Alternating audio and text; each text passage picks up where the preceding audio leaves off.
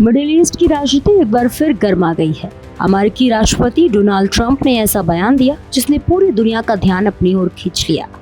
Trump ने कहा है कि इजराइल के प्रधानमंत्री नेतन्याहू उनसे मिलने के लिए समय मांग रहे हैं और दोनों नेताओं की मुलाकात अगले हफ्ते व्हाइट हाउस में हो सकती है। इतना ही नहीं, ट्रंप ने ये भी कह दिया है कि नेतन्याहू अच्छी तरह जानते हैं कि असली बॉस कौन है। अमेरिकी मीडिया रिपोर्ट्स के मुताबिक डोनाल्ड ट्रंप और बेंजामिन नेतन्याहू के बीच हाल ही में लंबी फोन पर बातचीत हुई है।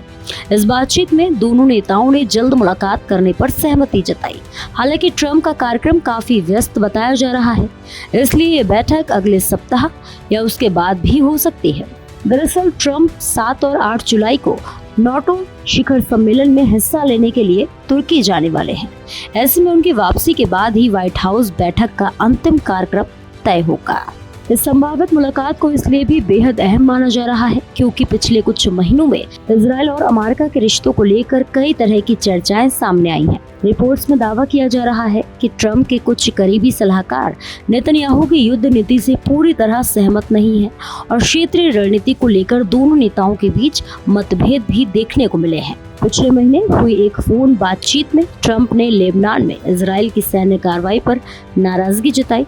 उन्होंने इजराइल से सैन्य अभियान को सीमित करने और दक्षिणी लेबनान से शुरुआती वापसी जैसे विकल्पों पर विचार करने की बात कही थी। इसी बीच ट्रंप ने ईरान को लेकर भी बड़ा दावा किया। उन्होंने कहा कि ईरान इस समय समझौते के लिए तैयार है और अमेरिका के साथ बातचीत फिर से शुरू करना चाहता है। ट्रंप के मुताबिक दोनों पक्षों ने फिलहाल बातचीत को कुछ समय के लिए रोकने पर सहमति बनाई है। ट्रंप ने एक बार फिर पूर्व ईरानी सर्वोच्च नेता अली खामेनेई को लेकर अपना पुराना दावा भी दोहराया।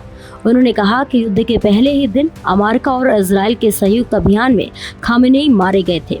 हालांकि उन्होंने ये भी कहा है कि उन्हें हैरानी हुई है कि खामेनेई के जनाजे में बड़ी संख्या में लोग शामिल हुए।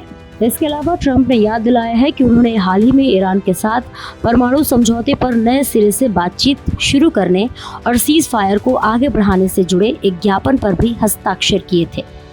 अब दुनिया की नजर ट्रंप और नेतन्याहू की संभावित मुलाकात पर टिकी हुई है। माना जा रहा है कि अगर दोनों नेता आमने सामने बैठते हैं तो ईरान, लेबनान और पूरे मिडिल ईस्ट की सुरक्षा रणनीति को लेकर बड़े फैसले सामने आ सकते हैं।